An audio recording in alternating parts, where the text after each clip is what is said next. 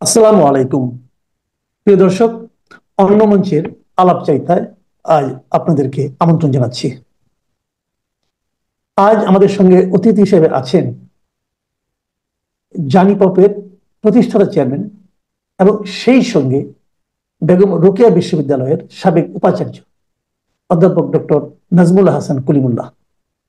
প্রিয় দর্শক, আপনারা হয়তো ভাববেন যে ডক্টর নাজমুল হাসান কলিমুল্লাহকে নিয়ে এর আগে আমি একাধিক অনুষ্ঠান করেছি। উনি আমার এখানে এসেছেন এবং কথা বলেছেন, এবং আমি এটাও খেয়াল করেছি আমাদের এই চ্যানেলের যারা দর্শক তাদের কাছে উনি বেশ জনপ্রিয় একজন ব্যক্তি। সবাই ওনাকে চিনেন, জানি পপের চেয়ারম্যান হিসেবে চিনেন, কিন্তু আজকে তার সঙ্গে আমি ওনার সাবেক উপাচার্য এই পরিচয়টা দিলাম কেন? এই পরিচয়টা দিলাম এই কারণে যে আমাদের এই আলাপচারিতা আপনাদের কাছে হয়তো জবাবদিহিত মনে হতে পারে। তো অনুষ্ঠান শুরুর আগে আমি ডক্টর নাজমুল হাসান কলিমুল্লাহকে বলেছি যে আপনার ব্যাপারে যে সমস্ত কথাবার্তা বিভিন্ন জন বলে, সোশ্যাল মিডিয়ায় আপনার সঙ্গে যে সমস্ত ব্যাপারে আপনার ব্যাপারে যে সমস্ত অভিযোগ আছে, আপনি সেসব অভিযোগের জবাব দিতে রাজি কিনা। উনি খুবই হাসি মুখে রাজি হয়েছেন। তো প্রিয় দর্শক, ভূমিকা আর বাড়াই না, চলেন আমরা ডক্টর নাজমুল হাসান কলিমুল্লাহর সঙ্গে আলোচনা করি অথবা ওনাকে প্রশ্ন করি এবং ওনার জবাব শুনি। অধ্যাপক ডক্টর নাজমুল হাসান কলিমুল্লাহ, আমাদের অনুষ্ঠানে আপনাকে স্বাগত জানাচ্ছি। ধন্যবাদ। ডক্টর কলিমুল্লাহ, আপনি নিশ্চয়ই খেয়াল করেছেন দুদিন আগে আমরা বিভিন্ন মিডিয়াতে একটা নিউজ দেখলাম। সেই নিউজটা দেখে অনেকের মতো আমি একটু আসলে অতটা বিস্মিত হয়েছি তা কিন্তু বলবো না, কিন্তু আমি বিস্মিত হয়েছি অন্য একটা কারণে। এই সরকারের আমলে যে কারোর বিরুদ্ধে মামলা হতে পারে, হত্যা মামলা 200-300 আসামিও হচ্ছে। যারা হত্যা মামলা আসামি হচ্ছে তারা দেশেও থাকে না, তাও আসামি হচ্ছে। যাদেরকে ধরা হচ্ছে কারো জামিন হচ্ছে না। নিশ্চয়ই আমরা অত্যন্ত সুবিচারের একটা নমুনা এখানে দেখছি। কাজে মামলা হতে পারে, এটা আমি অবাক হইনি। কিন্তু যখন সেই মামলা আপনার নাম সহ আরো কয়েকজনের নাম দেখলাম এবং কেবল আপনারই ছবি দেখলাম কোনো কোনো মিডিয়াতে, আর কোনো ছবি দেখলাম না, তখন বিষয়টা নিয়ে আমার মনে হলো আপনাকে একটু জিজ্ঞাসা করি, কি অপরাধ আপনি করেছেন? যদি একটু সংক্ষেপে বলেন যে কি দুর্নীতি আপনি করেছেন যে দুদক আপনার বিরুদ্ধে এতদিন পরে মামলা করলো। এটা কি এতদিন পরে মামলা করলো নাকি আগেই মামলা ছিল, সেই মামলাটা নতুন করে উঠালো? আমি বিষয়টা জানি না, মিডিয়াতে এগুলো লেখা হয়নি। আপনি কি একটু পরিষ্কার করতে পারবেন? তবে একটা অনুরোধ, একটু ছোট করে করবেন, কারণ আপনার জন্য আরো অনেক অনেক প্রশ্ন আছে। ধন্যবাদ। দেখুন, বেগম রোকেয়া বিশ্ববিদ্যালয় রংপুরের আমি চতুর্থ উপাচার্য হিসেবে ঢাকা বিশ্ববিদ্যালয় থেকে ডেপুটেশনে 4 বছরের জন্য সেখানে দায়িত্ব পালন করতে গিয়েছিলাম। সঙ্গে আমি আরো 3 জন সেনা কর্মকর্তাকে নিয়ে গিয়েছিলাম। তারা অবসরপ্রাপ্ত। কর্নেল আবু হেনা মোস্তফা কামাল, তিনি রেজিস্ট্রার হিসেবে গিয়েছিলেন। লেফটেন্যান্ট কর্নেল মনোয়ার রেজা, তিনি ডেপুটি চিফ ইঞ্জিনিয়ার হিসেবে গিয়েছিলেন। এবং কর্নেল অবসরপ্রাপ্ত লেফটেন্যান্ট কর্নেল অবসরপ্রাপ্ত মনোয়ার, তিনি 5th লং কোর্সের সিনিয়র অফিসার, তিনি গিয়েছিলেন প্রজেক্ট ডিরেক্টর হিসেবে। তো এই টিম আমরা কাজ করেছিলাম ওই চিন্তা থেকে। তৎকালীন সরকার আমাদের সেখানে পাঠিয়েছিল এই জন্যে যে এই বিশ্ববিদ্যালয়টি আপনার আকণ্ঠ নিমজ্জিত ছিল নানান অনিয়ম, দুর্নীতি এবং ব্যত্যয়জনিত কারণে এটি রীতিমতো রুগ্ন হয়ে গিয়েছিল। আমাদের দ্বিতীয় উপাচার্য হিসেবে যিনি গিয়েছিলেন প্রফেসর জলিল ডেপুটেশনে রাজশাহী বিশ্ববিদ্যালয় থেকে, তিনি একদিন কম 4 বছর সেখানে মোতায়েন ছিলেন। তাকে দুর্নীতির কারণে একদিন আগে অব্যাহতি দিয়েছিল তৎকালীন সরকার। তিনি প্রায় 100 ব্যক্তিকে একদিনে অর্থের বিনিময়ে চাকরি দিয়েছিলেন। এই অভিযোগে তার নামে মামলা হয়েছিল দুদককে, এবং সেই মামলার সূত্র ধরে তিনি জেলও খেটেছেন। এবং এই ঘটনাটি পুরো বিশ্ববিদ্যালয়ের ইমেজ হেট করে দিয়েছে। তো সেই কারণে তৃতীয় উপাচার্য যিনি আসলেন, আমারই সহকর্মী ঢাকা বিশ্ববিদ্যালয়ের প্রফেসর নুরুন নবী, তার আমলে পুরোটা সময় অস্থির একটা সময় কেটেছে। কিছুদিন পর বিশ্ববিদ্যালয় বন্ধ হয়ে যেত। তারপরে আপনার সেখানে তাকে ঘেরাও করে 7-8 দিন আটকে রাখা হতো। ইলেকট্রিসিটি, পানি, গ্যাস এগুলো সংযোগ বিচ্ছিন্ন করে তাকে রীতিমতো আপনার কোর্স করে যে দাবিগুলো তারা নিয়ে আসতেন, তারা মানে যারা বিশ্ববিদ্যালয়ের কর্মকর্তা কর্মচারী, শিক্ষক বা ছাত্ররা, তাকে বাধ্য করা হতো এবং তিনি একটা পর্যায়ে মাঝে মাঝে চলে যেতেন ঢাকায় অনির্দিষ্টকালের জন্য, বিশ্ববিদ্যালয় বন্ধ করে দিয়ে। এরকম একটি পটভূমিতে আমি তখন BUP, Bangladesh university of professionals এর উপ উপাচার্য বা প্রো ভাইস চ্যান্সেলর হিসেবে দায়িত্বরত ছিলাম অন ডেপুটেশন। এটা একটা পাবলিক ইউনিভার্সিটি সশস্ত্র বাহিনী কর্তৃক পরিচালিত, এবং সেই জন্য চিন্তা করা হলো যে এই রুগ্ন বিশ্ববিদ্যালয়টিকে বিউপির মডেলে পরিচালনা করা যায় কিনা। আমাকে সেই জন্য 3 সেনা কর্মকর্তা সহ সেখানে নিয়োজিত করা হয়। আমি গেলাম এবং ডে 1 থেকে আমি ভর্তি বাণিজ্য এবং চাকরি বাণিজ্য বন্ধ করার ব্যবস্থা করলাম। 13 জনকে, এটা আপনার 17 দিকে হবে, 17, 18, 19, 20, 17 শেষ দিকে হয়তো। তো আচ্ছা, মাঝখানে একটু প্রশ্ন করি। আপনি যে বলেন মিস্টার জলিলকে, তার বিরুদ্ধে দুদকের অভিযোগ ছিল এবং সেই মামলা হয়েছে এবং তিনি জেলও খেটেছেন। জেলও খেটেছেন, কিন্তু উনি তো জেল খেটেছেন হাসিনা সরকারের আমলে। জি। তো সেটা ওই সময় দুদক কি স্বাধীন ছিল? ওই সময় দুদক কি সরকারি দলের এজেন্ডা বাস্তবায়নে খুব তৎপর ছিল না? আপনার কি মনে হয়? যদি নাও মনে হয়, সবার নাকের ডগায় তিনি কি করে প্রায় 300-র বেশি লোককে একদিনে চাকরি দিলেন? এটা কি সম্ভব? অসম্ভব একটা বিষয় না? আচ্ছা, ঠিক আছে। এবং অভিযোগ ছিল অর্থের বিনিময়ে তিনি এই কাজটি করেছেন এবং তার কন্যার কাছে আপনার টাকাগুলো কানাডায় পাঠিয়ে দিয়েছেন, এই অভিযোগটা ছিল। তো যাই হোক, এটা তো উদ্ধার হয়েছে, টাকা উদ্ধার হয়েছিল সেটা আমার জানা নেই, সম্ভবত না। ওকে। তো এখন যে বিষয়টা, এই সেনা শৃঙ্খলা কার্যকর করার একটা চিন্তা থেকে এরকম একটা টিম সেখানে পাঠানো, আমি সেই টিম লিডার হিসেবে গিয়েছি এবং প্রথমেই যেটি করেছি, ভর্তি বাণিজ্যটা বন্ধ করে দিয়েছি। 5 লক্ষ টাকার ভাড়া হিসেবে প্রক্সি পরীক্ষা দেওয়ার জন্য ভালো ছাত্রছাত্রীরা অন্য জায়গা থেকে আসতেন, এসে পরীক্ষা দিতেন। 2-1 জন মাঝে মধ্যে ধরা পড়ে গেলে 10-15 হাজার টাকা উৎকোচ দিয়ে ছাড়া পেয়ে যেতেন। তারপরেও তাদের 4,80,000 বা 85,000 বা 90,000 টাকা লাভ থাকত। তো এই রমরমা ব্যবসাটা আমি সেনা বন্ধুদের পরামর্শ নিয়ে মোবাইল কোর্ট বসিয়ে দিলাম, ম্যাজিস্ট্রেট নিয়ে আসলাম, তাৎক্ষণিকভাবে বিচার এবং কারাদণ্ড। এরকম 13 জনকে কারাদণ্ড 1 বছরের জন্য দিয়ে দেওয়ার ফলে এটা এমন চাউর হলো যে এই ব্যবসাটা বন্ধ হয়ে গেল। তারপরে মনোযোগ দিলাম চাকরি বাণিজ্যে। লেকচারার পোস্ট বিক্রি হতো 30 লাখ টাকায়, কর্মকর্তা বিক্রি হতো 20 লাখ টাকায়, কর্মচারী বিক্রি হতো 2 ভাগে, পরিচিত হলে 5 লাখ, অপরিচিত হলে 10 লাখ। এইটি বন্ধ করার জন্য আবারও আমাদের সেনা বন্ধুদের পরামর্শ আমি একটা ক্লজ জুড়ে দিলাম। রিক্রুটমেন্টের জন্য যে অ্যাডভার্টাইজমেন্ট গুলো হতো সেখানে, আর কোনো বিশ্ববিদ্যালয় এটা ছিল না আগে পরে, যে কোনো ধরনের তদবির, লিখিত বা মৌখিক, তা প্রার্থীর অযোগ্যতা বলে বিবেচিত হবে। পরবর্তীতে কোনো অনৈতিক লেনদেনের বিষয় আবিষ্কার হলে তৎক্ষণাৎ চাকরি চলে যাবে, এই শর্তে আপনি আবেদন করতে পারেন। সঙ্গে অনানুষ্ঠানিকভাবে আমরা যেটা বলতাম যে সেটি হচ্ছে, যে অর্থ আপনি বেতন হিসেবে নিয়েছেন ফেরত দিতে হবে এবং আপনার বিরুদ্ধে জরিমানা আরোপ করা হবে। তো এইরকম একটি পটভূমিতে আপনার চাকরি বাণিজ্য একদম জিরো করে ফেলেছিলাম। আমি মামলা হলো কি দিয়ে? আমি আসছি। আপনার আমার পার্শ্ববর্তী আমাদের সেখানকার যে কনস্টিটিউয়েন্সি, সেখানে আপনার মাননীয় মেম্বার অফ পার্লামেন্ট, সাবেক স্পিকার শিরিন শারমিন চৌধুরী, তিনি পর্যন্ত 8 বার তদবির করলেন, টেক্সট মেসেজ পাঠালেন, ফোন করলেন, কথা বললেন, আমি কোনোটাই আমলে নিলাম। তারপরে সিনিয়র মোস্ট ক্যাবিনেট মেম্বার আকম মোজাম্মেল, মুক্তিযুদ্ধ বিষয়ক মন্ত্রী, তিনি 3 বার তদবির করেছেন। এরকম ভাবে পালাক্রমে অনেকে, কারো কথা আমি শুনি। তো ফলে অনেকে এফেক্টেড হয়েছেন, রাগান্বিত হয়েছেন যে লোকটা ইগনোর করছে আমাদের। তারপরে আমি একটু মাঝখানে থামাচ্ছি আপনাকে। আপনি তদবির শুনেন নাই বলে এমন 2 জন লোকের নাম বললেন যে লোকগুলো কিন্তু এখন এর প্রতিবাদ করার মতো অবস্থায় নাই। আপনি এমন লোককে সাক্ষী মানলেন যিনারা এখন উপস্থিত নেই। আমার কাছে এখনো টেক্সট মেসেজ আছে মাননীয় সাবেক স্পিকার এক। এবং এই কথাগুলো আপনাকে যা বলছি, আমি পাবলিকলি, আমি দায়িত্বরত থাকা অবস্থায় আমার রেজিস্ট্রার সহ ঢাকা রিপোর্টার্স ইউনিটিতে লাইভ প্রেস কনফারেন্স করেছিলাম প্রায় 14টা ইলেকট্রনিক মিডিয়াকে সামনে নিয়ে।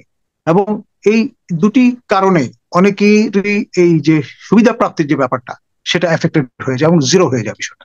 এবং তারপরে আমি প্রথমে শুরু করি, নাহিদ মহোদয় যখন শিক্ষামন্ত্রী ছিলেন, নাহিদ মহোদয় যখন শিক্ষামন্ত্রী ছিলেন, তখন পরবর্তীতে দীপুমণি এই দায়িত্ব পেলেন। পাওয়ার পরে তিনি নানান রকম ভাবে রিকোয়েস্ট, অনুরোধ এগুলো শুরু করলেন। আমি কোনোটাই গ্রাহ্য করলাম না। না করার কারণে তিনি কুপিত হন এবং সেখানে বঙ্গবন্ধু পরিষদের যিনি সচিব হিসেবে, সেক্রেটারি হিসেবে কাজ করছিলেন বেগম রোকেয়া বিশ্ববিদ্যালয়ের ক্যাম্পাসে, মশিউর রহমান, তারপর আপনার একটু থামাই, আবার থামাই, মাঝে মাঝে আপনি থামাবো, কিছু মনে করবেন না। প্লিজ আপনি খুব সুন্দর সুন্দর শব্দ ব্যবহার করেন, কিন্তু আমার দর্শক অনেক সময় নাও বুঝতে পারে। এই কুপিত হন মানে কি, একটু যদি বুঝিয়ে বলতেন। কুপিত হওয়া মানে হচ্ছে রাগান্বিত হওয়া, বিরক্ত ওকে, হওয়া। ঠিক আছে, বলুন আবার আপনি। জি। এখন মশিউর রহমান কে লাগিয়ে দিলেন যে তুমি তাকে বিরক্ত করা শুরু করো, নানান রকম ঝামেলা তৈরি করো। তারপর আপনার ছাত্রলীগের আমাদের এখানে কমিটি ছিল না, সেক্রেটারি এবং প্রেসিডেন্ট ছিলেন। যিনি প্রেসিডেন্ট জনাব তুষার, তাকে আপনার আমরা চাঁদাবাজির অ্যাটেম্প নেওয়ায় আমাদের প্রকল্পে, যে উন্নয়ন প্রকল্প, সেখানে সন্ধ্যার সময় একদিন তিনি এসে চাঁদা দাবি করলেন সংশ্লিষ্ট ঠিকাদার এবং ইঞ্জিনিয়ারদের কাছ থেকে। তারা আমাকে পরে রাতের বেলা যখন জানালেন, আমি সঙ্গে সঙ্গে রাত 1:30টার সময় কাছাড় থানার তৎকালীন ওসি মহোদয়কে ডেকে আমি মামলা রুজু করার জন্য বললাম। তিনি কোনোভাবেই পরের দিন আলো ফোটার আগে করতে চাচ্ছেন না। পরে শেষ পর্যন্ত তাকে রীতিমতো পারসুয়েট করে, বাধ্য করে আপনার ডায়েরি করলাম ছাত্রলীগের তৎকালীন সভাপতির বিরুদ্ধে। এবং তার কিছুদিন পরে আইজিপি মহোদয় জাভেদ পাটোয়ারি এসেছিলেন আমাদের এখানে মোটিভেশন একটা লেকচার দিতে। সেখানেও কিন্তু তাকে পারসুয়েট করবার চেষ্টা করেছিলেন সংশ্লিষ্ট সভাপতি ছাত্রলীগের, কিন্তু কোনোভাবেই সেটা আর কিছু করতে পারেন। তো যাই হোক, এই যে সাহসটা আমি দেখিয়েছিলাম, পরবর্তীতে যেটা লক্ষ্য করলাম, আমরা এখানে যে বিশেষ উন্নয়ন প্রকল্পটি, সেটি আপনার শুরু হয়েছে আমার আগের তৃতীয় উপাচার্য যিনি ছিলেন প্রফেসর নূর নবীর সময়। পরে আমরা যখন খোঁজ খবর নিলাম আমার দায়িত্বকালীন সময়ে, দেখলাম যে ধরুন 10 ফিট বাই 10 ফিট ভিত্তি এই জায়গার উপর দেওয়ার কথা, সেখান থেকে 100 ফিট বা 100 ফিট জায়গা নিয়ে মাটির নিচে প্রচুর অর্থ ব্যয় করে ফেলেছেন। এবং আপনার একনেক কর্তৃক যে নকশাটি অনুমোদিত হয়েছিল সেটির ব্যত্যয় ঘটিয়ে ফেলছেন সিরিয়াসলি, এবং প্লিন্থ লেভেল পার করে ফেলেছেন, মাটির উপরে চলে এসছে কাজ। তো সেই সময় এরকম একটি পরিস্থিতি কিভাবে আমরা কাজ করব? আমরা তখন কমিটির বৈঠক করে সিদ্ধান্ত নিলাম যে এখানে এই পরিস্থিতি আমাদের তো কাজটা শুরু করতে ফেলে রাখা যাবে, প্রতিষ্ঠানের কাজ, নাথিং পার্সোনাল। তো আমরা সংশ্লিষ্ট প্রতিষ্ঠান যারা রেলেভেন্ট, আপনার যিনি আপনার পরামর্শক ছিলেন, তারপরে ইউজিসি, শিক্ষা মন্ত্রণালয়, সর্বত্র আমরা চিঠি দিয়ে জানালাম এই পরিস্থিতি, এবং আপনার পত্রিকায় বিজ্ঞপ্তিও দিলাম, গণবিজ্ঞপ্তি, যে হেন পরিস্থিতি, আমরা এইরকম একটি পটভূমিতে কাজ করতে চলেছি। এবং সেইভাবে সবাইকে জানান দিয়ে আমরা কোনো রেসপন্স পেলাম না, যে কেউ বলেননি যে কাজ বন্ধ করেন বা এইভাবেই রাখেন।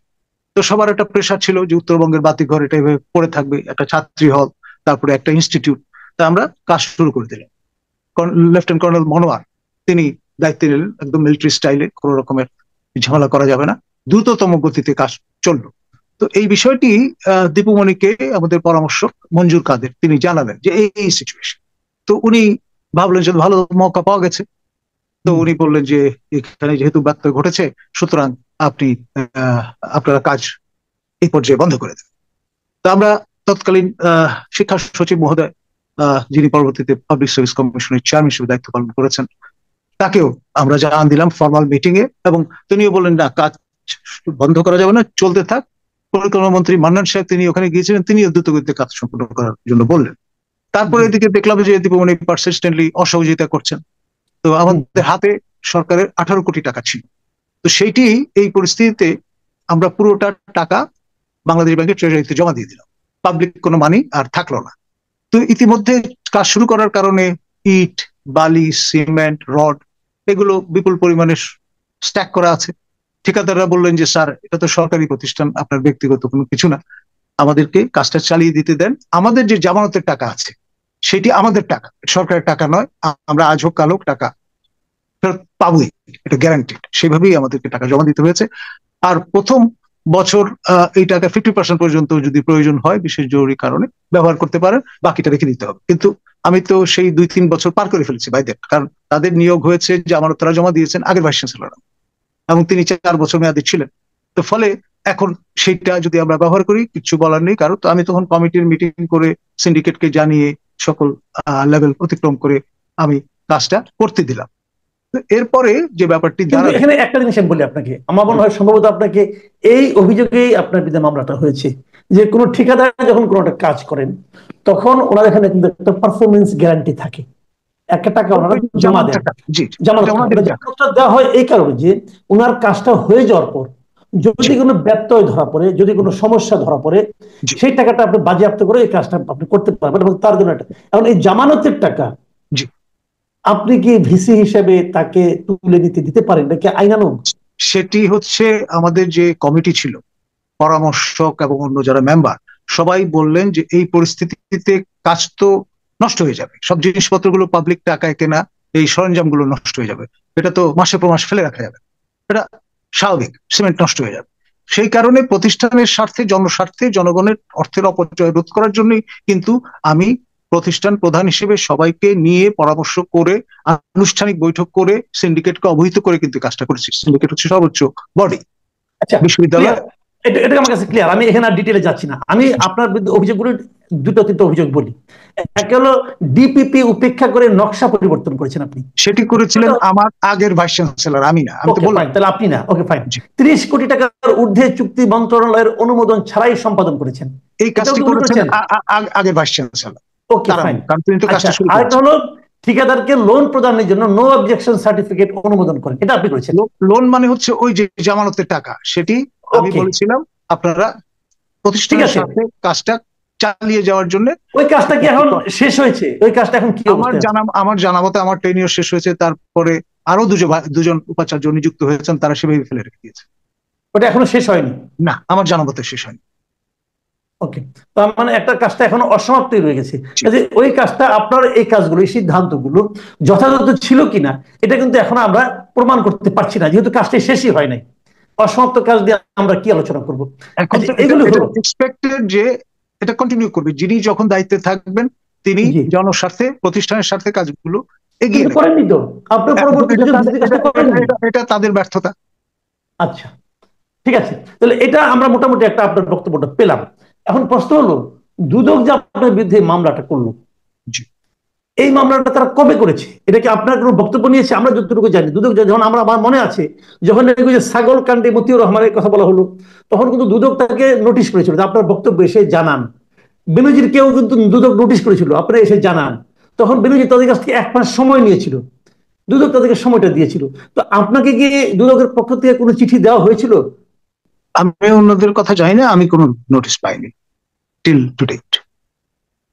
আচ্ছা ঠিক আছে, তাহলে আপনি কি এই ব্যাপারটা নিয়ে আপনার উকিলদের সঙ্গে কথা বলেছেন এর মধ্যে? এখন কোনো কাগজপত্র ছাড়া।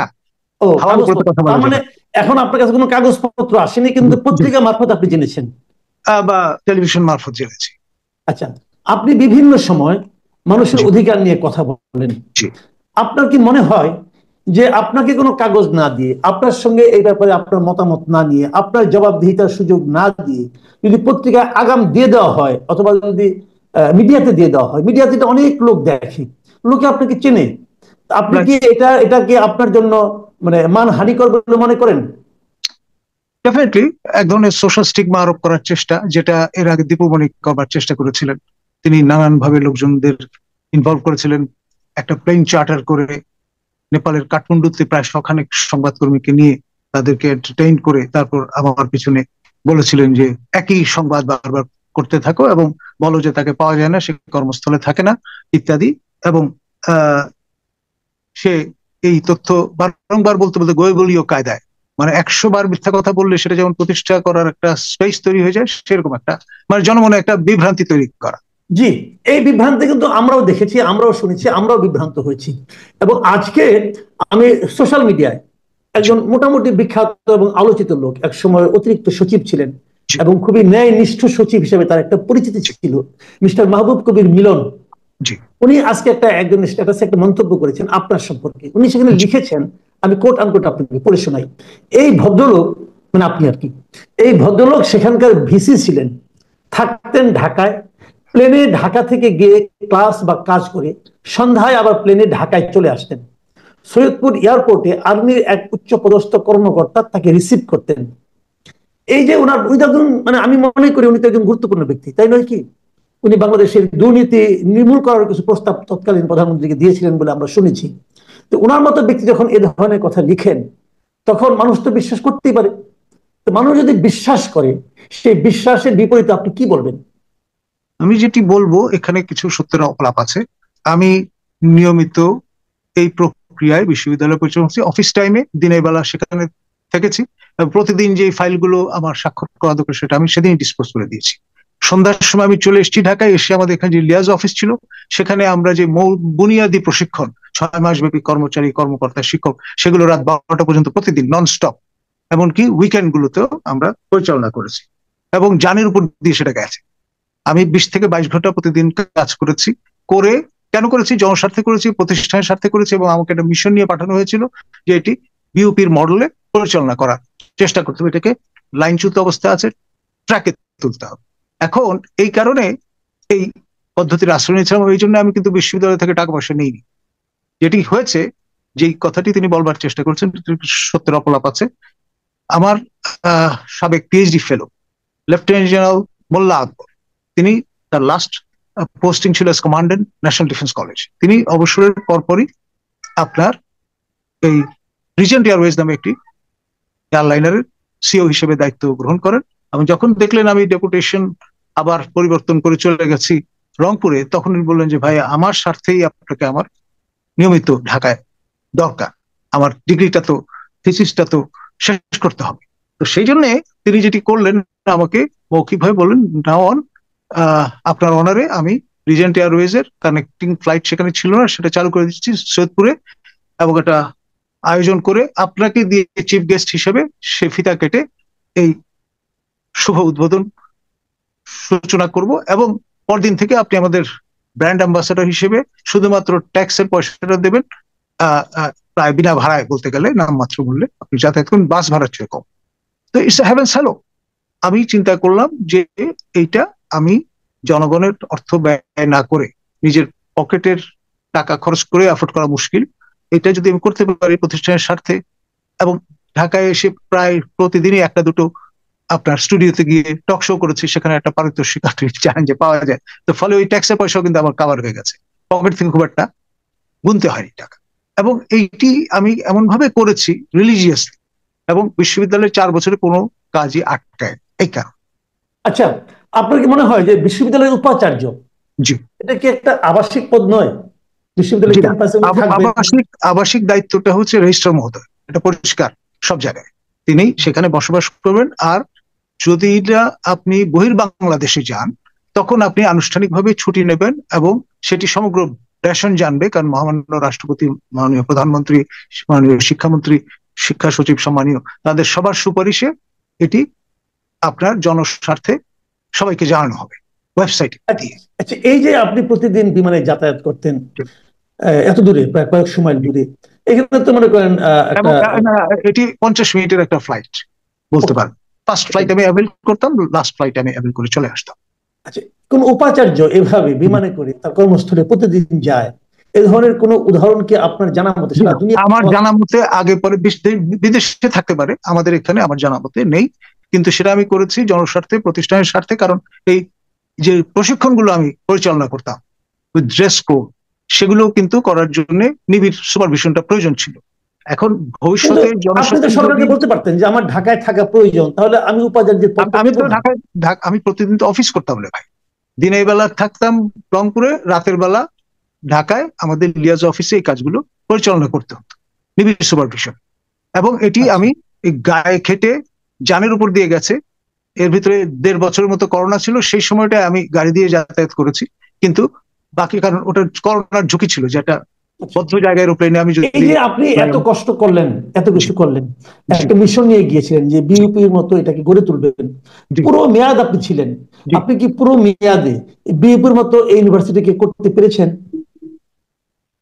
অনেকাংশে। আমি যেমন ড্রেস কোড প্রবর্তন করেছিলাম, এবং একই রকমের tie, jacket, trouser, shirt with belt and Oxford শু।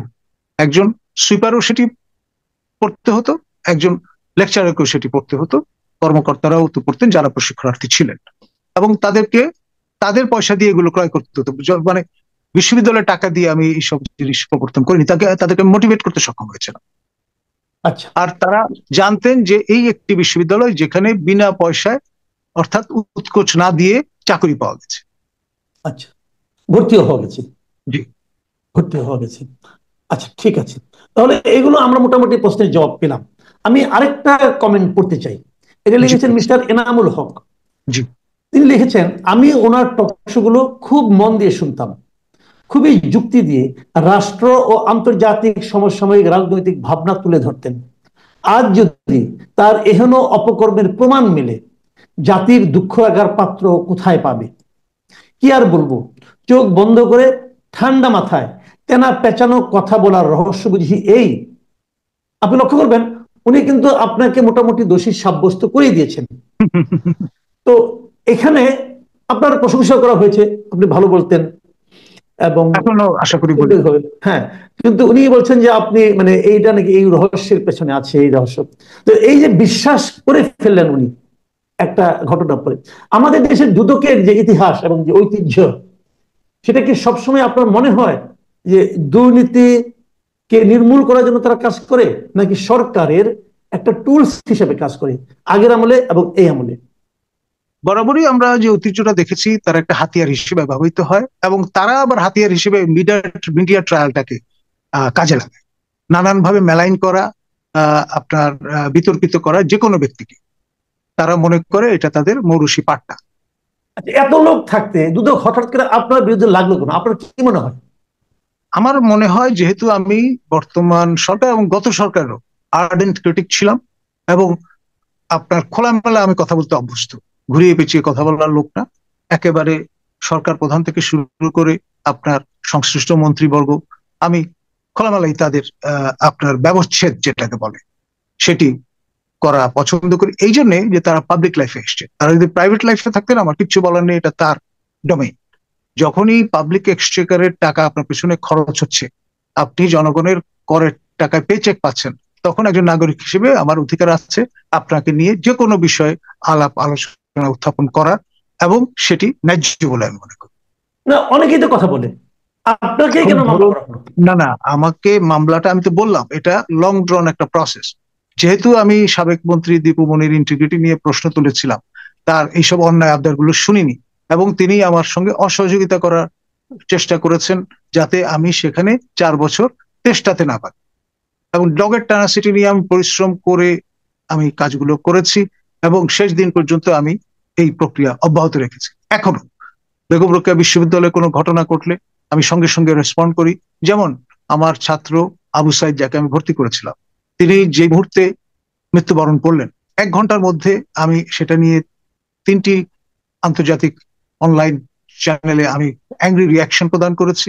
আমি সবার আগে শোকবাণী প্রদান করেছি, এটা জেনে শুনে যে তৎকালীন প্রধানমন্ত্রী কুপিত হতে পারে, কিন্তু আমি কেয়ার করি। আমার কাছে মনে হয়েছে আমি যদি তখন উপস্থিত থাকতাম অ্যাজ রানিং ভাইস চ্যান্সেলর, আমি ডক্টর জোহার মতো বুক পেতে দিতাম, বলতাম আগে আমাকে মারতে হবে, তারপরে আমার ছাত্র গায়ে হাত দেবে।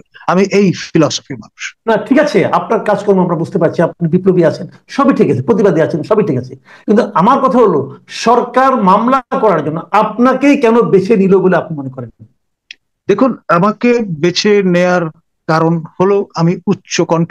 বর্তমান যে সরকার, এই সরকারকে আপনার ক্ষমতায় আসার ক্ষেত্রে সরকার প্রধানের বরাবর আমরা তার বিপদের সময় তার পাশে দাঁড়িয়েছি, তার প্রশংসা করেছি, তার প্রতি অন্যায় হয়েছে সে বিষয়ে আমরা নিজেও সরব ছিলাম।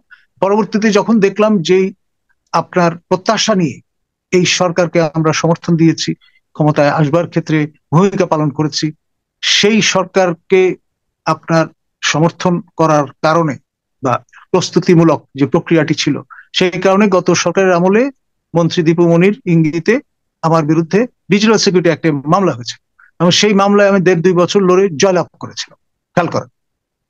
এবং এটি সবাইকে অবাক করেছিল যে আমি কেন এই স্ট্যান্ডটা নিলাম বা আমাকে কেন টার্গেট করা হলো। ওই একই কারণে এখনো অবাক করেনি, অনেকে এটাও বলেছেন আপনার সঙ্গে সেনাবাহিনীর একটা ভালো সম্পর্ক, সেটার জোরে আপনি পেরেছেন, এরকম কথা আমি অনেক শুনেছি। দেখুন, আমি একজন কমিশন অফিসার 2002 সনে বাংলাদেশ মিলিটারি একাডেমি থেকে প্রি কমিশন কোর্স করে আমি ধাপে ধাপে আপনার এই লেফটেন্যান্ট কর্নেল আমাদের যে র্যাঙ্ক সে পর্যন্ত উপনীত হয়েছি, এবং আপনার বাংলাদেশ ন্যাশনাল ক্যাডেট করে আর্মি উইং এর আমি একজন অফিসার, এবং আপনার মহামান্য রাষ্ট্রপতির আদেশে গ্যাজেট নোটিফিকেশন হয়েছে, এবং আমি একজন ফার্স্ট ক্লাস গ্যাজেটেড অফিসার। সেই পার্সপেক্টিভ থেকে দেখলে প্রতিরক্ষা মন্ত্রণালয়।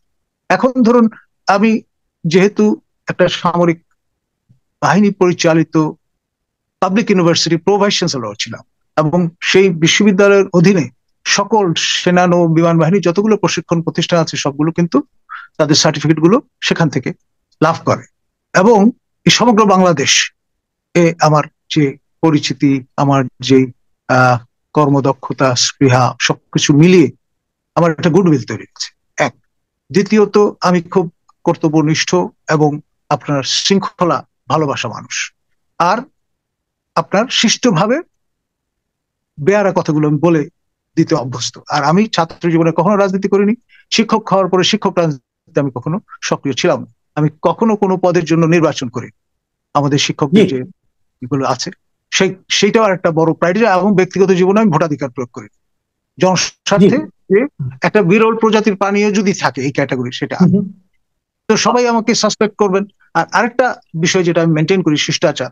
আমি আজ পর্যন্ত কাউকে রাজাকার সম্বোধন করিনি, আজ পর্যন্ত কাউকে স্বৈরাচার সম্বোধন করিনি, আজ পর্যন্ত কাউকে ফ্যাসিস্ট সম্বোধন করিনি। এবং আমাদের সাবেক প্রধানমন্ত্রী দ্বয় যারা নারী ছিলেন তাদেরকে আমি একেবারে যেটাকে মাননীয় সাবেক প্রধানমন্ত্রী এখনো বলি। ঠিক আছে, এটা আপনার শিষ্টাচার আমরা জানলাম। আমি এখন শেষ প্রশ্নটা আপনাকে করব। আপনি বেগম রোকেয়া বিশ্ববিদ্যালয়ের ভিসি হয়েছিলেন শেখ হাসিনার শাসনামলে। শেখ হাসিনার শাসনামলে যারা বিভিন্ন বিশ্ববিদ্যালয়ের গুরুত্বপূর্ণ দায়িত্ব পেয়েছেন, আমাদের একটা কমন ধারণা আছে, একটা পাবলিক পারসেপশন আছে যে সরকারের কতটা অনুগত হলে ভিসির মতো একটা গুরুত্বপূর্ণ পদ পাওয়া যায়। আপনি সেরকম একটা পদে পুরো মেয়াদে ছিলেন, আপনি অনুগত ছিলেন কিনা দ্বিমত করে। আচ্ছা, সেটা হতে পারে, সেটা নিয়ে আমি আলোচনা করছি না। আপনি পুরো মেয়াদে ছিলেন। এবং আমার প্রশ্নটা হলো, এই যে ওনার আমলে ভিসি ছিলেন, অনেকে মনে করেছেন যে আপনি ওনার কাছ থেকে সুবিধাপ্রাপ্ত অথবা ওনার লাইনের লোক। ওনার আমলে ভিসি হওয়া নিয়ে আপনার মধ্যে কি কোনো ধরনের অপরাধবোধ কাজ করে? ডেফিনেটলি না। এই জন্যে যে আমাকে এই প্রতিষ্ঠানটি স্যালভেজ করার জন্য পাঠানো হয়েছিল, এবং সশস্ত্র বাহিনী পরিচালিত যে বিশ্ববিদ্যালয়টি BUP, Bangladesh university of professionals, এই মডেলটা যাতে সামনে আমরা সেখানে কার্যকর করতে পারি, রাজনৈতিক বিবেচনায় সেখানে পাঠানো হয়। পাঠানো হয়েছে একটা রুগ্ন বিশ্ববিদ্যালয়কে আপনার সুস্থ করবার জন্য। সঙ্গে আরো 3 জন সামরিক অফিসার ছিলেন, তারা ফুল ফ্লেজেড আর্মি থেকে আসা ব্যক্তি, অবসরপ্রাপ্ত। জি, অনেক ধন্যবাদ জনাব ডক্টর নাজমুল হাসান কলিমুল্লাহ। প্রিয় দর্শক, ধন্যবাদ। আপনারা শুনলেন প্রফেসর ডক্টর নাজমুল হাসান কলিমুল্লাহ। ওনার বিরুদ্ধে যে দুদকের যে মামলা, সেই মামলা নিয়ে মিডিয়ায় লেখালেখি, মিডিয়ায় প্রচার, এবং যেটাকে উনি অনেকটা মিডিয়া ট্রায়াল হিসেবে অভিহিত করছেন, এবং সেগুলো নিয়ে অনেক বিশিষ্ট ব্যক্তিদের যে মতামত, সে সমস্ত বিষয়ে ওনার অবস্থানটা উনি ক্লিয়ার করতে চেষ্টা করেছেন। আপনাদের কাছে কেমন লাগলো? আপনারা কি মনে করেন? আমি ধরে নিচ্ছি আপনারাই বিচারক, আপনারা ওনার যুক্তিগুলি শোনেন, ওনার বিরুদ্ধে অভিযোগগুলি শোনেন। আমাদের কাজ ছিল আপনাদের সামনে ওনাকে উপস্থাপন করা, এবং আমি ব্যক্তিগতভাবে চেষ্টা করেছি ওনার বিরুদ্ধে উত্থাপিত প্রায় সকল অভিযোগই ওনাকে বলার। তারপরেও দু একটা বাদ থাকতে পারে। যদি আরো কোনো অভিযোগ আপনাদের কাছে থাকে ওনার নামে, সেগুলো প্লিজ আমাদেরকে লিখে পাঠান। আমরা সেগুলো আগামী অনুষ্ঠানে ওনাকে আরো একবার করতে চাইব। উনি যদি সেই জবাবদিহিতার মুখোমুখি হতে না চান, তখন আপনাদের যা মনে হয় আপনারা মনে করেন। প্রিয় দর্শক, এখন এই পর্যন্তই। আল্লাহ হাফিজ।